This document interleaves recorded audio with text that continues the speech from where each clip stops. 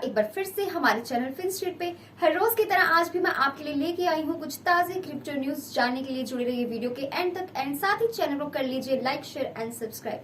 तो चलिए शुरुआत करते हैं आज की न्यूज हेडलाइंस के साथ। क्या इंडियन गवर्नमेंट जो है वह अपने स्टांस को सॉफ्टन कर देगी क्रिप्टो करेंसीज के लिए? क्या क्रिप्टो करेंसी को सपोर्ट मिलेगा या क्रिप्टो करेंसी हो जाएगी बैन? इसके साथ ही जो आरबीआई है वो चाहती है कि क्रिप्टो करेंसी को रेगुलेट किया जा सके, ऐसा कहना है एफएम सीतारमन का। एंड साथ ही एफबीआई ने इशू किया है एक पब्लिक वार्निंग को ओवर फेक क्रिप्टो एप्स को लेकर।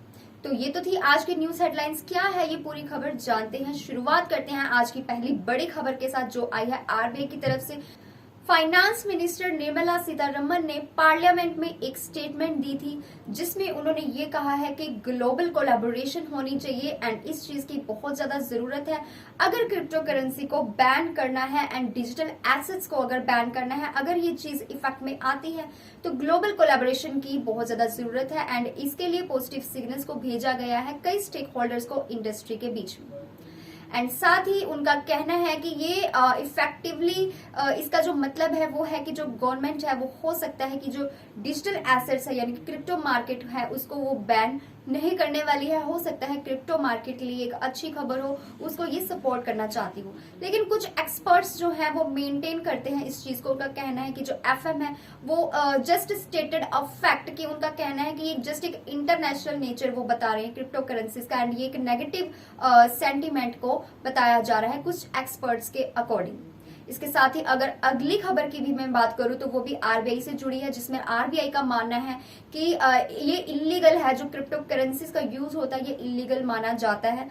एंड फाइनेंस मिनिस्टर के अकॉर्डिंग भी वो यही कहना चाहते हैं कि जो क्रिप्टो करेंसी है वो एक इलीगल एक्टिविटी है जिसमें ज्यादातर स्कैमिंग एक्टिविटीज होती है। सीतारमन का कहना है, जो कि मंडे को उन्होंने पार्लियामेंट में कहा है कि जो रिजर्व बैंक ऑफ इंडिया यानी कि आरबीआई है उसको एक्सप्रेस करना चाहिए इसको as a reservation in the past में। आरबीआई के कंसर्न को लेके एफएम ने ये ऑब्जर्व किया है यानी फाइनेंस मिनिस्टर ने ये ऑब्जर्व किया है कि जो क्रिप्टो करेंसी है वो एक बॉर्डरलेस है और उसके लिए एक इंटरनेशनल कोलैबोरेशन की जरूरत है ताकि रेगुलेटरी जो आर्बिट्राज है उसको प्रोटेक्ट किया जा सके, उसे प्रिवेंट किया जा सके। इसलिए कोई भी लेजिस्लेशन जो है रेगुलेशन के लिए या फिर क्रिप्टो करेंसी को बैन करने के लिए अगर इफेक्ट में आ सकती है ओनली उसके बाद ही जब एक सिग्निफिकेंट इंटरनेशनल कोलैबोरेशन जो है वो हो जाएगी इवेल्युएट करने के लिए इसके रिस्क एंड बेनिफिट्स के साथ, यानी क्रिप्टो करेंसी के रिस्क एंड बेनिफिट्स के साथ। तो ये तो थी आरबीआई की बात और निर्मला सीतारमन की बात। लेकिन इस पर एक्सपर्ट्स का क्या कहना है वो भी मैं आपको बताती हूँ। कुछ एक्सपर्ट्स एनकरेज है इस बात को लेकर सीतारमन की स्टेटमेंट से। उनको लगता है कि ये एक इंडिकेशन है कि जो गवर्नमेंट है वो सॉफ्टन हो रही है, वो क्रिप्टो करेंसी को वो सपोर्ट दे रही है। कुछ एक्सपर्ट्स ऐसे भी है जिनका कहना है कि क्रिप्टो करेंसी के ये खिलाफ है, ग्लोबल कंसेंसस को ये बता रहे हैं। तो इस पर आपके क्या पॉइंट ऑफ व्यूज है जरूर शेयर करें। इसके साथ ही फेडरल ब्यूरो ऑफ इन्वेस्टिगेशन यानी कि एफबीआई जो है उसने इशू किया है एक पब्लिक वार्निंग को एक फ्रॉडुलेंट क्रिप्टो करेंसी एप्स को लेकर, जिसमें उनका कहना है कि जो यूएस इन्वेस्टर्स हैं इन एस्टिमेटेडली $42.7 मिलियन का उनको लॉस हो चुका है, उनके साथ फ्रॉड हो चुका है इस ऐप के जरिए। तो क्या है ये ऐप जानते हैं।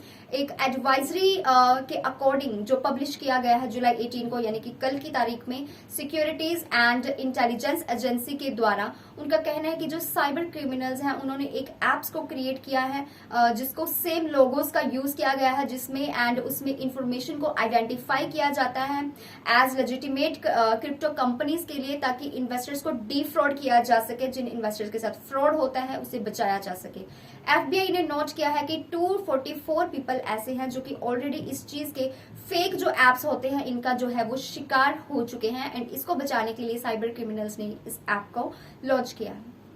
एक केस के अकॉर्डिंग साइबर क्रिमिनल्स ने ऐसा देखा है, उन्होंने विक्टिम्स को कन्विंस होते हुए देखा है कि वो ऐसे एप्स को डाउनलोड कर लेते हैं जो कि सेम लोगों का यूज करते हैं एंड समझते हैं कि एक्चुअल यूएस फाइनेंशियल इंस्टीट्यूशन है एंड उससे एनकरेज हो जाते हैं और अपनी क्रिप्टो करेंसी को डिपॉजिट करवा देते हैं वॉलेट्स में एंड जो कि उनके अकाउंट से रिलेटेड होती हैं और उसके बाद कुछ ऐसा फ्रॉड उनके साथ हो जाता है जिससे उनके पैसों का काफी नुकसान हो जाता है। और जब ये जो विक्टिम्स हैं ये अटेम्प्ट करते हैं विड्रॉ के लिए यानी कि ऐप से जब विड्रॉ करवाए जाते हैं मनी तो उनसे कुछ टैक्स को पे करने के लिए कहा जाता है उनके विड्रॉल्स के ऊपर।